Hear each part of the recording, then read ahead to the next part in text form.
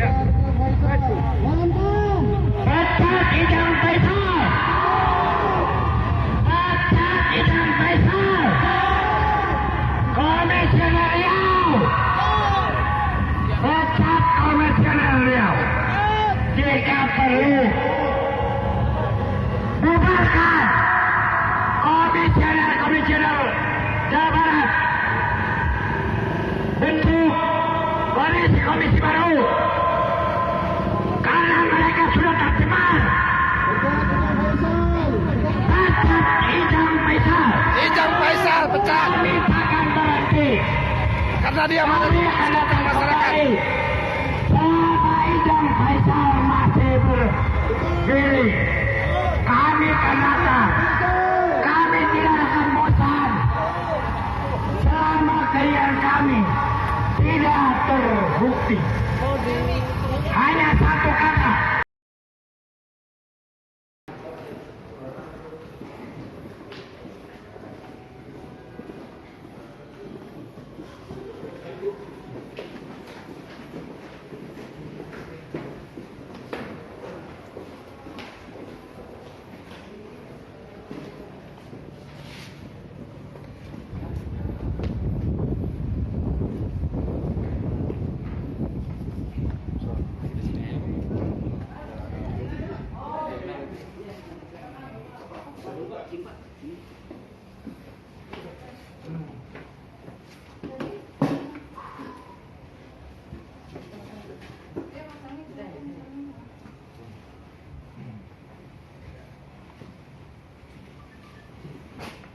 Ya, silakan.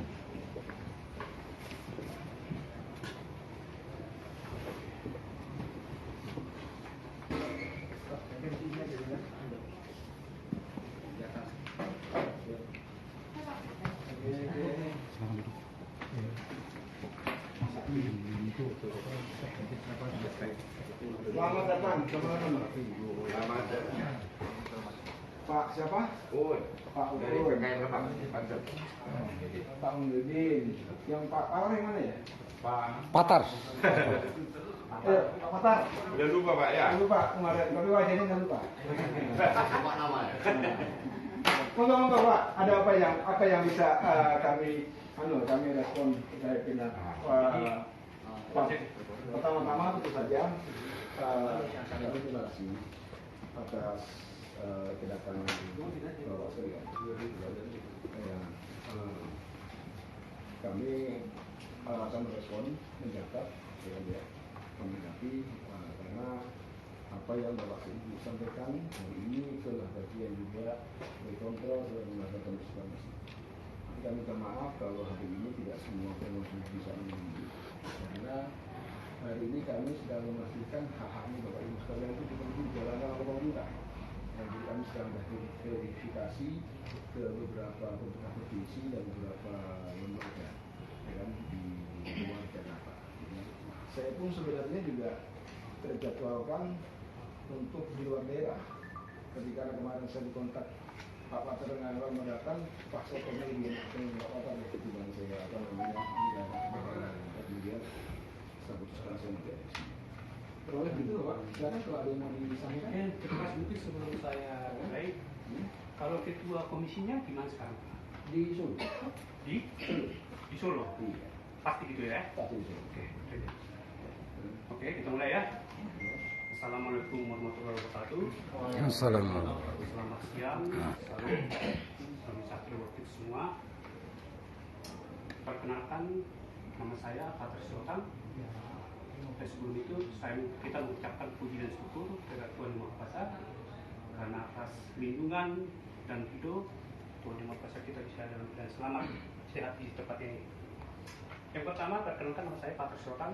Saya adalah Ketua Umum Tokoh Negara beserta anggota kami dari tim Komando Tokoh Negara yang ada di Jakarta, ada di Bekasi, di Tangerang, di Karawang, di Cianjur, termasuk di Lebak, termasuk Jawa Barat, termasuk dari Kalimantan Barat, khusus beliau di Kalimantan Barat. Dan ada lagi beberapa orang dari Sukabumi juga, kebetulan mereka ada kedatangan, rekan-rekan perwakilan. Adapun kedatangan kami di sini sesuai dengan surat kami sebenarnya kami tujukan kepada negara Republik Indonesia, dalam ini adalah Presiden Pak Jokowi. Yang kedua, sebagai penanggung jawab keterbukaan informasi publik sesuai dengan Undang-Undang 14/8, bahwa penanggung jawab daripada keterbukaan itu adalah Presiden, demikian juga kepada DPR dalam Komisi 1, dan sebagai stakeholder undang-undangnya adalah Kementerian Kominfo. Makanya kami Dewan hari ini datang ke Komisi Informasi Kementerian Kominfo dan Komisi Informasi Pusat. Karena kami tahu bahwa Presiden itu memang menugaskan kepada Kominfo untuk pelaksanaan tentang keterbukaan informasi publik ini. Yang kedua kami adalah datang ke sini adalah menyampaikan keluh kesah, ya, keluh kesah dan apa yang dirasakan oleh masyarakat pada umumnya, dan khususnya adalah kami masyarakat tokoh masyarakat, mulai dari Sabang sampai Merauke. Bahwa PKI itu sudah terbentuk mulai dari Sabang sampai Merauke, dan kita sudah ada di 240 kabupaten di PKI ini. Yang mana selama ini ada kami mengalami terzolimi atau terbeban oleh para oknum-oknum komisioner ini. Padahal kita tahu lembaga komisi informasi dibentuk tujuannya awalnya adalah ketika zaman Orde Baru, ketika zamannya Orde Lama, begitu sulitnya masyarakat itu mendapatkan akses informasi. Ketika ada masyarakat yang mengambil informasi atau yang kritis, langsung ada tindakan terhadap sendiri oleh aparat waktu itu. Nah, oleh para tokoh pejuang reformasi situasi ini, maka dibuatlah amandemen undang-undang undang-undang 45, maka muncullah pasal 28F yang tujuannya adalah menjamin bahwa informasi itu adalah hak asasi. Nah, untuk melaksanakan ini maka dibuatlah di DPR Undang-Undang 14/2008 sebagai konstitusi atau sebagai hukum pelaksanaan keterbukaan tadi. Nah, untuk melaksanakan undang-undang ini maka dibuatlah lembaga komisi informasi yang tujuannya utamanya adalah untuk menjamin masyarakat mendapatkan hak-hak informasinya itu.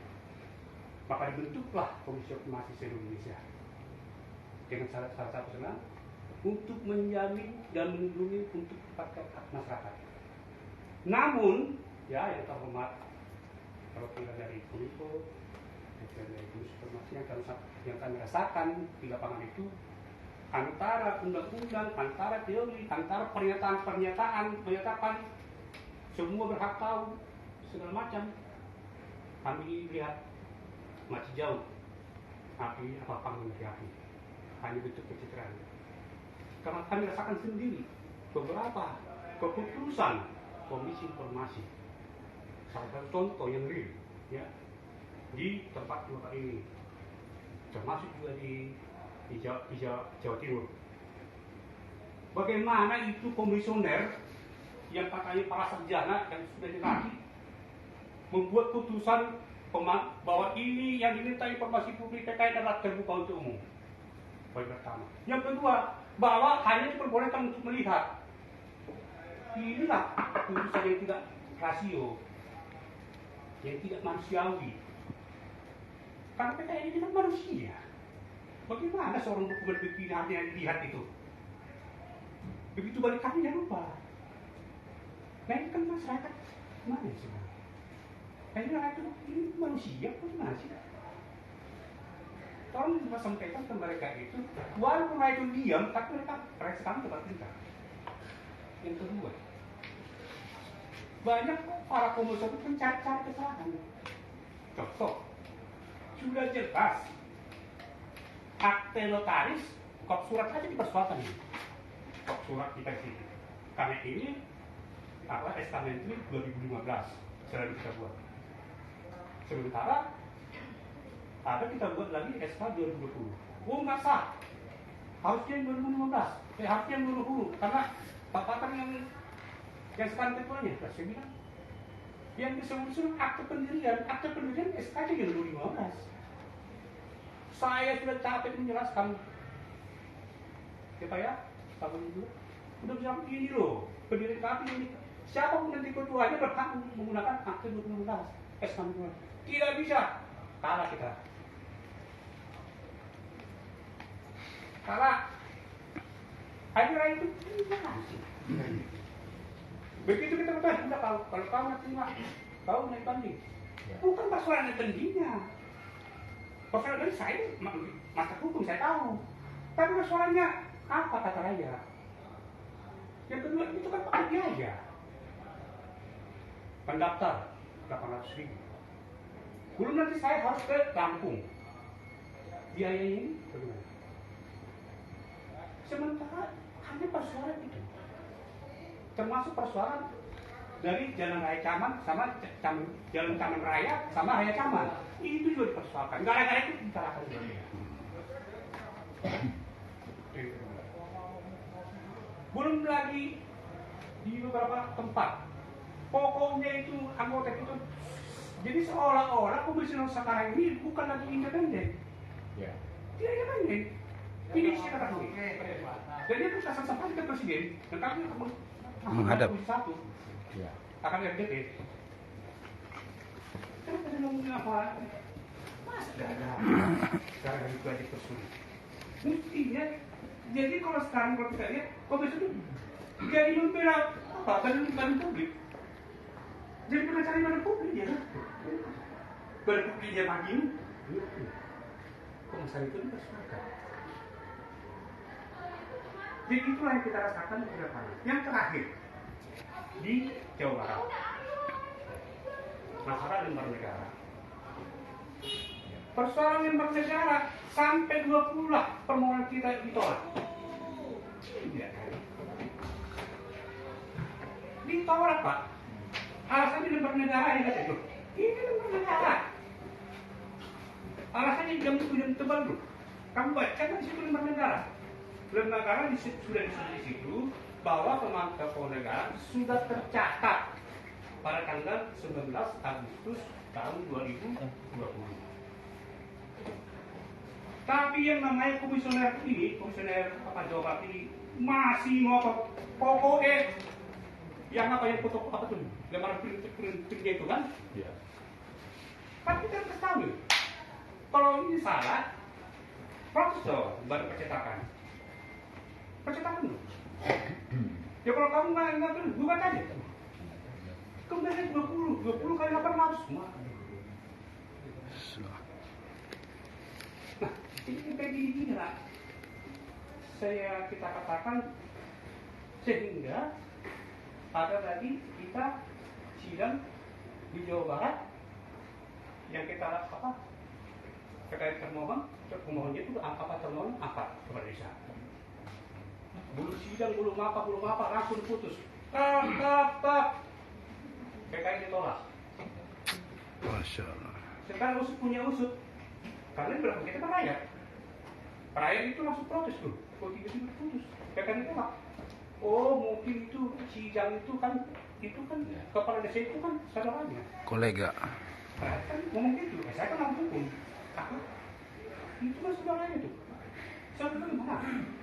Pak, saya tarik ke Perti satu dulu ya. Saya tarik undang-undang apa namanya tentang syarat-syarat komisioner. Kita usut lah. Sehingga saya bikin surat kepada Komisi Informasi. Bikin majelis kode karena Ijaz Faisal sudah melanggar kode etik. Dia bersaudara dengan ini. Kamu itu tetangganya kan sumber kita. Tetangganya itu bertanya sedang itu. Dia bilang kok dia saudaranya. Antara bapak tuh kepala desa itu, bapaknya dengan mamanya istrinya yang itu saudaraan. Nah kita juga sudah surat ke Komisi Informasi. Sama Komisi Informasi dijawab, bla bla bla bla. Ada poin di situ mengatakan betul bahwa Ujang Faisal ini mengakui ada hubungan sebentar dengan termonetaris. Tapi lupa katanya pada kebijakan. Artinya di situ sudah ada pengakuan. Ya kan? Udah, kita jangan bang. Padahal sesuai dengan PK nomor 1, nomor 3 tahun 2006. Apapun ceritanya mereka harus membentuk majelis etik. Artinya dibuatlah majelis etik. Jangan tiba-tiba langsung putus, pokoknya nggak boleh. Padahal komisi apa namanya PK 3 itu harus dilaksanakan. Komisi apa majelis itu? Ini malah mereka yang memutuskan. Mestinya bagaimana PKI ini terlibat itu yang memutuskan itu majelis etik ini, bukan dia ini. Sehingga mau membentuk majelis mereka nggak perbolehkan itu. Alasannya kata tidak jelas. Lah, orang ini pakai undang-undang apa? PPH apa kan gitu kan? Nah ini kemarin kita demo lah sampai ke gubernur. Demo dulu. Sampai ke kita hantam sana. Kita benar juga kita sampaikan. Nah, ini semua akumulasi, akumulasi. Pertama Bapak ini dari Kominfo sebagai katakanlah perpanjangan tangan dari Presiden, ya.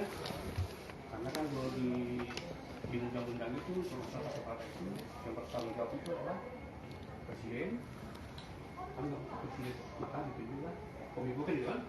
Sama kalau di provinsi dulu Kominfo di sana kan gitu kan sebagai punya tangan pemerintahnya. Nah itulah kalau kami setelah kami pelajari semua ini, maka kami membuat rapat PKN di Indonesia. Kita harus membuat sikap, harus melaksanakan aksi atau demo atau audiensi apa ceritanya, dan menuntut dibuat majelis etik permanen. Biar apa? Biar ada alat kontrol komisioner ini. Sekarang komisi kayak liar aja nih, nggak ada yang kontrol, suka-sukanya. Sementara KPK aja nggak ada pengawas. KPU ada di pengawas mereka. Ini komisioner nggak ada kontrolnya. Nah, kemarin kami sidang di Manado. Kemarin kita Pak sama hakim itu, kemarin. Itu juga aja, bagaimanapun saya lebih cenderung ke komisi provokasi ya kan. Waktu sidang di Polri itu, tapi sekian lagi putusan. Bagaimana putusannya itu, bagaimana jadi ini juga masukan kepada Bapak. Yang pertama adalah tentang pembentukan majelis etik. Yang kedua, tolonglah dibentek lagi para komisioner ini. Betul-betul cerdas dan betul-betul paham bagaimana sih membuat putusan. Membuat putusan itu ada punya tahap-tahapnya dan sebagainya. Yang tiba-tiba nanti bla bla bla bla betul tahu menolak. Nyata. Apalagi juga saya orang hukum. Itu kalau saya baca itu dia tersentuh hati saya. Oh begini. Sementara sudah diberikan oleh pahlawan reformasi, bagaimana di masyarakat ini berperan serta gitu. Kan tujuan sebenarnya kan untuk mendorong masyarakat ini kan berpartisipasi kepada pemerintah kan, juga undang-undang itu kan. Jangan malah para pengusaha malah menahan gitu loh, malu. Dan tujuan kita ke presiden itu kita sampaikan surat ini. Dan kami akan melaksanakan juga RDP nanti. Kita satu, bakal bikin surat. Mereka udah siap. Mungkin dari komisi dipanggil, dari komisi dipanggil nanti kita ke sana. Oke kan? Nah, akhirnya sebelum itu kan kita bersatu. Jadi itu aja saya akan sampaikan kepada bapak-bapak ini. Kami di sini bagian kecintaan kami, ya, kecintaan kami kepada negara dan bangsa dan kepada Komisi Informasi sebagai garda terdepan untuk keterbukaan informasi. Karena bagaimanapun pemberantasan korupsi, pencegahan korupsi, kalau hanya kita menggunakan KPK sama ke komisi, tidak ada cerita. Jadi itu pengalaman di Amerika juga termasuk dengan kemudian itu kan. keterbukaan informasi juga. Kenapa? Karena paradigma atau budaya keterbukaan informasi sudah masuk sistem Indonesia ini, otomatis korupsi tidak akan ada. Kalaupun ada, mungkin kasus-kasus gede nanti. Ini sekarang aja Pak, semua tertutup. Contoh, kemarin dari komisioner meneliti satu desa lah. Katanya terbuka informasi ini. Begitu kita minta, langsung perengkaran. Nggak usah jelas. Kemarin kita sidang di Bangkai. Ketua Abdesisi Indonesia, bayangkan tuh. Ketua Abdesisi Indonesia, namanya Suteja Wijaya. Udah kita minta, itu informasi rahasia. Berarti seluruh Indonesia mangkap itu informasi rahasia. Sehingga kita sidang. Ya alhamdulillah kita menang, dimenangkan oleh kepolisian. Artinya sampai sidang dulu gitu kan begitu. Yang kedua, jadi kalau masih banyak saya lihat apa namanya pencitraan kan, contoh kayak di Perti nomor 1 tahun 2021 pasal 15 ayat 9 itu kan, bahwa dokumen itu terbuka untuk umum kan. Itu kalau kita minta langsung tutup semua. Dan mestinya kan kalau menurut undang-undang itu kan yang namanya informasi terbuka harus di website di mana gitu kan. Itu nggak ada. Begitu di Indonesia tuh. Laporan ke KPP, begitu kita buka, gambar elang yang ada kan. Iya. Ini cuma nama aja. Laporan organisasi, profil segala macam kan. Begitu laporan keuangan kita baca, sudah. Iya. Nah, mestinya kalau undang-undang mengatakan itu harus nggak perlu kita terima, kita minta itu udah ada di situ. Sehingga harus capek lah kita ini bikin surat, bikin itu, kan. Jadi kembali semua kalau kami lihat, kami amati persoalannya itu ada 3. Yang pertama, karena Komisi Informasi ini masih melekat di pemerintah, tapi tidak independen murni ya. Ya kan? Sehingga contoh kayak Komisi Pusat masih melekat di tempat-tempat ini, Kominfo, masalah anggarannya kan. Sehingga bagaimanapun Bapak juga akhirnya ya gimana? Terjadi apa tuh konflik interest kan juga? Karena kayaknya begitu. Kami minta permohonan informasi di Komisi Informasi di Kominfo Jakarta, langsung berinsatan. Sampai sekarang nggak bisa sidang. Ya karena apa ya, itu anggarannya Komisi Informasi Jakarta kan ada di Kominfo itu kan. Itu pertama, memang kami sebagai rakyat juga kan berusaha juga menyampaikan kepada Presiden sama ke DPR bagaimana caranya itu nanti mungkin ya direvisi lah undang-undang itu agar betul-betul Komisi Informasi independen murni kan, jangan lagi anggarannya di pemerintah gitu loh. Betul-betul independen. Yang kedua, memang Pak harus ada ini majelis politik, tapi yang permanen. Jangan suka jangan pembentukan bahasanya itu kan, yang bentukan kita. Jadi kita jangan ad hoc bentukan. Kita punya ya itu terus ambil dari adat ya, dari akademi kan, dari kampus itu kan. Kalau sekarang ini kan kita juga ya kalau dia mau kayak Jawa Barat ini kan, sama ketuanya udah dikasih tuh sampai sidang. Nah kita lebih puas apapun hasilnya kalau sudah dibentuk majelis etik. Mana? Untuk Jawa Barat dulu ya, itu untuk rekap. Biar nanti majelis ini yang bersidang. Apa putusannya kami juga tahu. Jangan yang sekarang ini belum apa-apa diputus, tidak boleh ke sana. Sementara RT 3 2012 jelas dan nyata. Ya kan? Dan upaya-upaya kami sudah bikin surat baik-baik ke komisi, ayolah bikinlah sesuai dengan ini. Kami sudah demo, itu siapa lagi? Nanti rakyat dia anarkis, siapa lagi? Sementara kita sudah gradual, sudah bertahap gitu kan. Saya kira itu aja perlu sampaikan. Permintaan kami nanti akan, sebelum nanti saya tutup, nanti akan kami sampaikan surat itu Sekarang kita mana teman-teman saya silakan. Ke atas, kalian silakan. Teman-teman. Singkat Pak. Singkat padat aja ya. Anggota kita di mana? Tadi Pak, sambil ini Pak, Pak. Pak. Pak. Jangan tegang bersahabat. Iya, silakan Pak, ada gorengan. Ya, terima kasih Pak Ketum. Dalam kesempatan yang sangat berharga ini, kami hanya sedikit menambahi apa yang sudah dijabarkan secara panjang dan lebar oleh Pak Ketum RI kepada saudara-saudara kita yang saat ini duduk di Komisioner KIP maupun di pejabat pemerintahan di Kominfo. Kami berharap baik yang mewakili Kominfo maupun yang mewakili KIP saat ini yang berhadapan langsung dengan kami, tolong apa yang menjadi penyampaian kami itu betul-betul dicatat dan dilemahkan secara dengan berdasarkan undang-undang.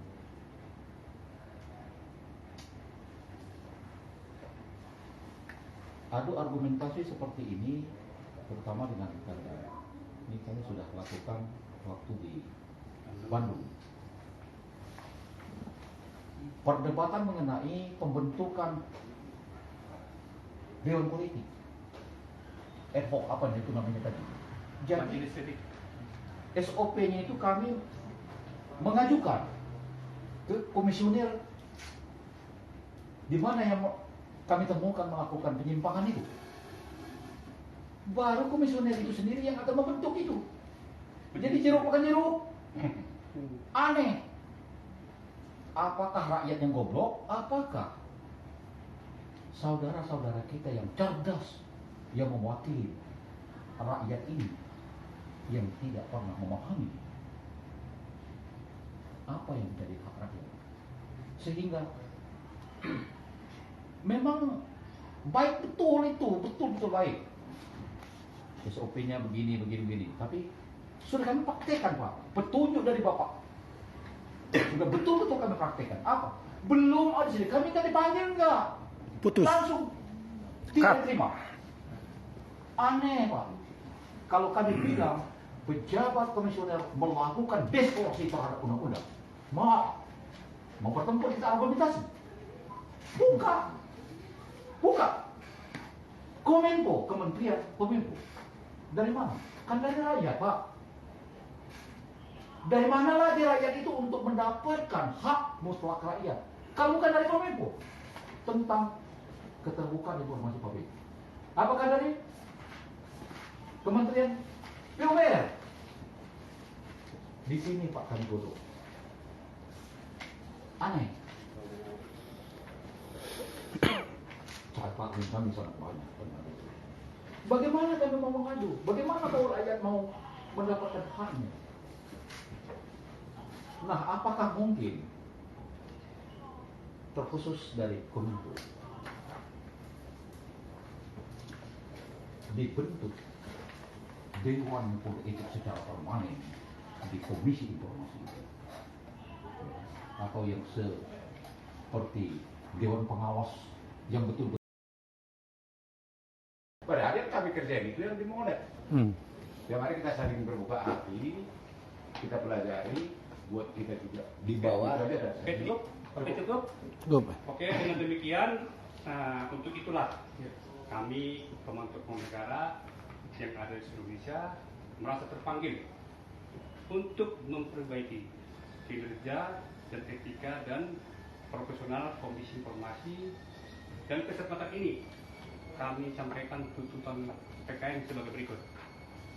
Pertama, kepada Presiden dan Komisi 1 DPR dan Kementerian Kominfo dan Komisi Informasi Pusat agar satu, mengusulkan dan membuat peraturan tentang pembentukan lembaga Majelis Kode Etik Komisi yang permanen. Yang kedua, proses dan bentuk Majelis Kode Etik di Komisi Jawa Barat atas laporan PKN tentang pelanggaran kode etik yang dilakukan oleh oknum IR Ijang. mempunyai hubungan senada dengan salah satu pihak termohon, yaitu Kapolri 19. Demikianlah tuntutan administrasi kami, Pemantauan Negara PKN Jakarta, tanggal 1 Desember 2022, Pemantauan Negara Batak Selatan SHMH. Ini Ada tanda terimanya. fotonya mana? Ada tanda terima. Ya, boleh. Terima kasih. Ya, terima kasih. Nanti kita terima ya, Pak ya? Iya, iya, iya. Ya karena itu kami tidak lanjut Pak. Iya. Bukan asal diberikan. Kepada Ketua Komisi Informasi dan foto. Oh, ya, saya kasih. Langsung benar. Udah apa Pak? Pas banget itu Indonesia merdeka. Makanya udah punya itu. Sudah punya itu langsung Indonesia. Udah? Berarti benar-benar merdeka. Udah punya itu. Iya. Instruksi tadi kan? Pas saya kasih kan? Itulah rakyat. Jadi yang sebelumnya masih kami ini ada. Ya, Bapak Ibu sekalian. Oke, Baik. ya. Sekali lagi seperti saya sampaikan di depan, kami memberi penghormatan dan apresiasi terhadap aksi teman-teman hari ini. Ya, saya sepakat dengan Pak Patar bahwa undang-undang ini belum sepenuhnya bisa menjadi ideal. Tapi justru dalam tidak ideal itu yang harus diperhatikan. Ya, harus diperhatikan dan itu akan menjadi bersama. Kami tidak memungkiri bahwa praktek atau implementasi undang-undang ini di lapangan baik oleh jajaran Komisi Informasi maupun oleh jajaran badan publik itu belum sempurna. Itu kami akui, ya kan ya. Berkaitan dengan pembentukan majelis etik ini sudah menjadi kajian kami, ya kan, menjadi pikiran kami. Mudah-mudahan tidak dalam waktu yang lama, tahun 2023 depan ini kami sudah bisa merancang dan bisa menghasilkan berkaitan dengan pembentukan majelis etik. Karena memang Perki 1 tahun 2016 tentang majelis etik yang etik yang sekarang ini ada itu banyak blanknya, banyak lubangnya, ketika banyak lubangnya, tapi bukan berarti kemudian tidak berjalan juga, ya kan? Itu sudah berjalan juga, misalkan di Jawa Tengah, ya kan? Di Jawa Tengah itu sudah pernah. Jadi memang kewenangan majelis komisioner atau komisi informasi ketika menerima laporan itu, ini masih ada debatable. Apakah dia langsung menerima dan langsung memutus dibentuknya dibentuknya majelis etik, ya kan? Atau kemudian harus diklarifikasi dulu laporannya, kan gitu kan? Ini masih debatable, ya kan ya? Kalau praktek kami di Jawa Tengah, ketika kemudian ada pengaduan masyarakat, begitu kan ya? Kemudian pengadunya kita panggil dulu, kita minta penjelasan dulu, dan seterusnya, kemudian baru kemudian kita putuskan, kan gitu. Tapi ada juga yang menafsirkan, yang penting ada laporan sesuai dengan prosedur yang sudah dipenuhi, ada surat pengaduan, ada identitas, itu langsung dibentuk majelis etik. Itu ada juga yang menafsirkan semacam itu. Jadi ini semua blend, ya kan? Ada lubang-lubang dalam perki majelis etik itu, ya kan? Nah, di tingkat pusat pun juga sudah ada praktek pembentukan majelis etik, ya kan? Bapak mungkin lebih tahu dari saya, tahun periode pertama juga sudah ada majelis etik yang prosesnya ada pengaduan, dikaji dulu, kemudian ada majelis etik dan kemudian ada keputusan, ya kan? Nah, itu adalah bagian dari bagaimana Komisi Informasi untuk menjaga marwah ini, ya kan ya. Prinsipnya kami mengakui, ya kami menerima, ya kan, bahwa ada wilayah atau ada titik-titik tertentu, ya titik-titik yang itu diperkirakan tidak sempurna, itu harus diperbaiki. Dengan salah satu opsi yang sudah berkembang di jajaran kami, ya kan, Komisi Informasi Pusat di bawah kepemimpinan Pak Doni ini adalah membentuk majelis etik yang permanen. Itu sudah sejak Pak Doni pertama menjabat, dia sudah tahu celah ini, ya kan, maka dia berpikir, ya kan. Nah, tapi kan ini sebagai sebuah lembaga negara yang tidak bisa serta-merta membumikan, menjalankan apa yang dipikirkan, harus dikaji, cari kebijakan hukumnya, ya kan, kemudian dirilis. Tapi saya pastikan kepada Bapak Ibu semua dari PKN khususnya, pembentukan majelis etik ini akan segera diwujudkan, ya kan? Mudah-mudahan bisa terrealisasi dalam tahun ini. Alhamdulillah ya. Nanti dari pihak Kominfo tentu saja, kalau kami nggak ada hubungannya dengan Kominfo selain anggaran yang melekat, ya kan ya, selain anggaran keputusan kita mau ngapain segala macam, Kominfo nggak pernah ikut campur, ya kan. Dan kalau boleh dicampur pasti akan ditolak oleh komisioner. Tapi kalau anggaran yang melekat, ya itu karena perintah undang-undang. kesekretariatan itu kan komisi informasi difasilitasi oleh kementerian terkait. Nah itu kan jadi problem Pak ya. Tapi segala hak equal kita mau ngapain, mau jungkir balik, mereka nggak Kominfo tidak cawe-cawe bahwa mereka punya kewenangan untuk membina dia terkait dengan wilayahnya masing-masing gitu ya. Berkaitan dengan pengaduan yang Jawa Barat ya kan ya, Pak Ketua pasti juga paham bagaimana kita harus menegakkan hukum tanpa melanggar hukum. Kan itu kan prinsip itu ya kan ya, itu yang harus dipegang. Jadi bisa jadi mungkin saya secara pribadi mengamini pendapatnya Pak Ketua dan juga teman PKN, tapi ada prosedur, ada mekanisme di mana kami tidak serta-merta bisa ya kan mengeksekusi ya kan ya pelanggaran-pelanggaran yang dilakukan di daerah. Itu kan tidak bisa, kami harus break sebelah kami, perbaiki ini dulu ya kan. Nanti kami akan bentuk administrasi permanen, itulah yang kemudian akan mengawal ya kan agar praktek di Aceh dan di Papua itu praktiknya sama. Gitu kan ya, standarnya sama, di Manado, di Jawa sama. Gitu kan ya, inilah kemudian perlunya ada majelis etik, tapi berkaitan dengan yang kayak sekarang kan juga ada Pak di Aceh. Ya kan, di Aceh kan juga dibentuk majelis etik. Jadi kewenangannya itu kan adalah Komisi Informasi Jawa Barat. Kalau Pak Kemaru sudah mengadukan ya, sudah mengadukan, kemudian sudah ada keputusan. Itu kan keputusannya saya tidak tahu, ya kan? Karena tadi saya kontak ya, saya belum tahu apa keputusan Komisi Informasi Jawa Barat, saya belum menolak. Ya. Sebenarnya kan ya, dalam kerangka kita mengawal masing-masing, ya Pak ya.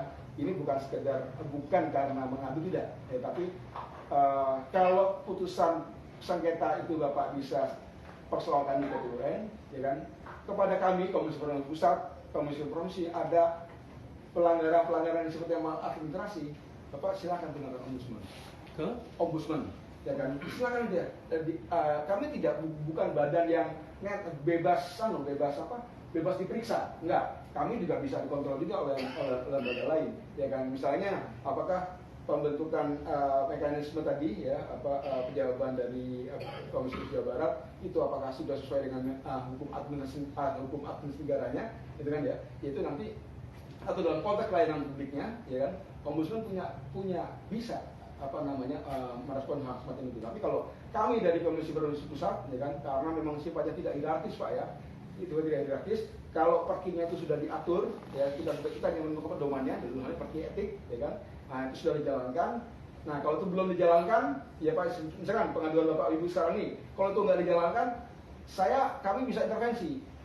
Tolong dong itu rapat PKN direspon segera. Nah tapi kalau sana sudah direspon, sudah dijalankan, ya memang substansinya kami belum bisa masuk. Ketika ini harus secara terbuka, harus kami sampaikan. Itulah kelemahan perki. Maka kelemahan perki kode etik. Maka masukan dari teman PKN itu penting buat kami semakin yakin, semakin mantap untuk segera membentuk majelis etik yang sifatnya terlalu begitu respon. Yang selebihnya 100% saya sepakat dengan Pak Patar ya, ketua bahwa belum ada kesempurnaan di dalam dalam lembaga Komisi Informasi. Begitu, mungkin ada yang mau lagi Pak. Tapi saya dari tadi saya melihat panjangnya belum minum. Silakan minum dulu, baik air putihnya atau tehnya. Gitu kan, tehnya juga. Itu ada pisang gorengan juga. Silakan. Silakan Pak sambil dimakan gorengan. Apakah ini kan Komisi Pusat nih, ya kan? Dengan adanya katakanlah di Jawa, memang nggak bisa langsung intervensi sana. Nggak bisa Pak. Nggak bisa. Nggak bisa Pak. Nggak ada hubungan komando ke sana. Nggak ada Pak. Nggak ada. Kan pusat. Betul.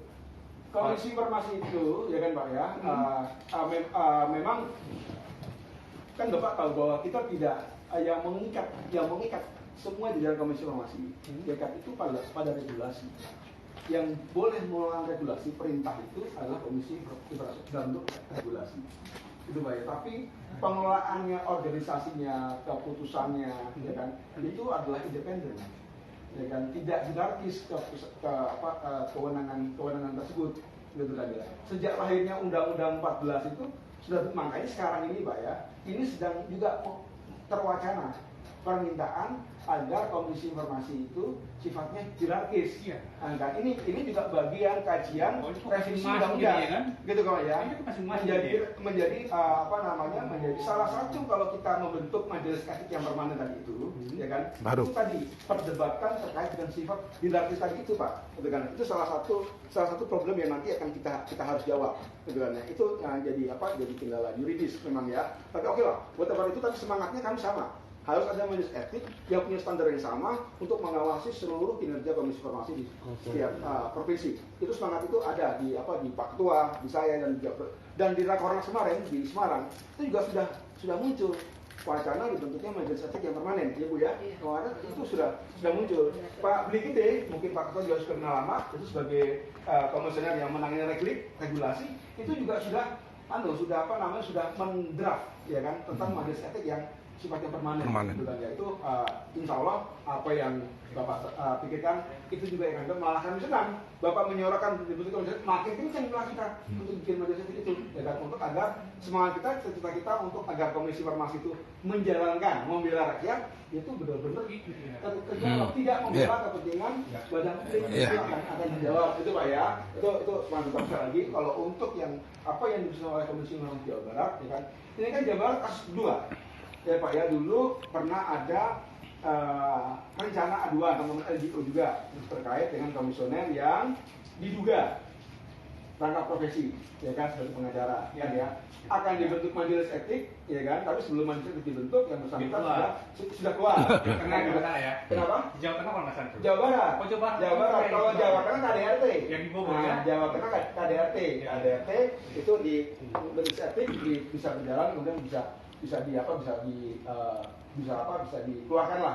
Jadi perdebatan pasal memeriksa itu, Pak, ya mungkin nanti Pak Pakar dan teman-teman bisa mengkaji. Klausul 3 hari Komisi Informasi harus mengadakan rapat pleno, gitu kan ya. Rapat pleno itu kemudian memutuskan atau dari menerima, ya.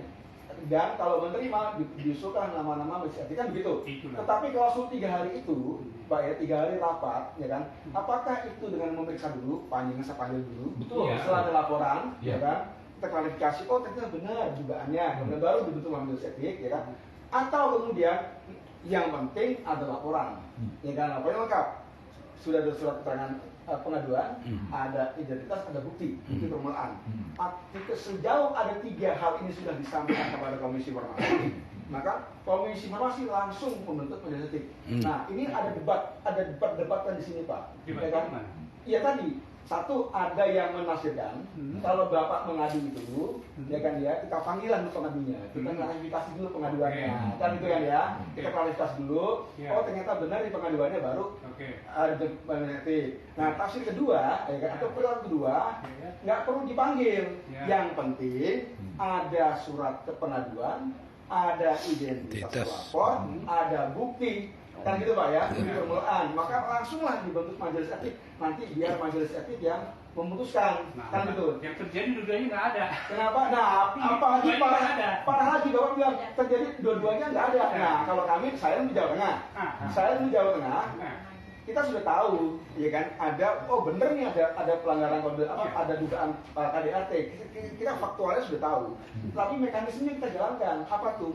3 hari laporan itu para dia kita panggil, gitu ya, kita minta keterangan dan seterusnya. Oke, setelah itu kemudian kami pleno, kemudian pleno memutuskan untuk menerima. Jadi inilah salah satu celah di mana kemudian pembentukan inisiatif itu suka terkendala di daerah. Itu yang mau kita perbaiki. Kan waktu kami yang juga itu Bu ya, ya Pak ya.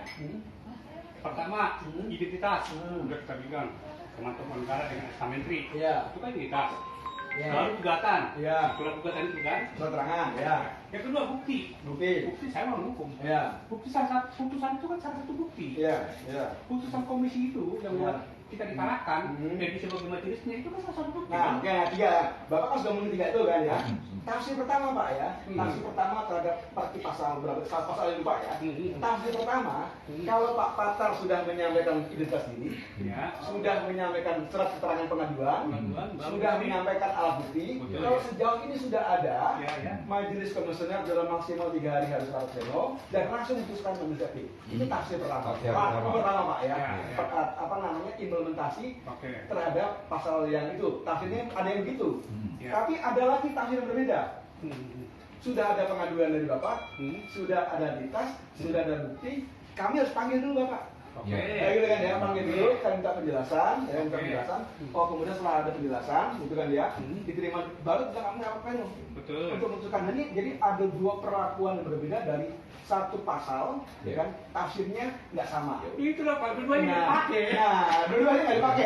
Apalagi ada yang nggak pakai kan juga gitu Dua-duanya lah. nggak dipakai, tafsirnya nggak dipakai. Ya, nggak apa. Makanya itu kan, makanya itu yang memang klausul itu yang harus kita perbaiki. Ini kan harus kita catat. Intinya tadi sudah saya sampaikan, sepakat saya dibentuknya majelis komisioner sifatnya permanen. Saya sepakat Pak. Ya kan Pak Ketua kami Pak Doni Jondoro sejak awal sudah mengusung itu, betul kan?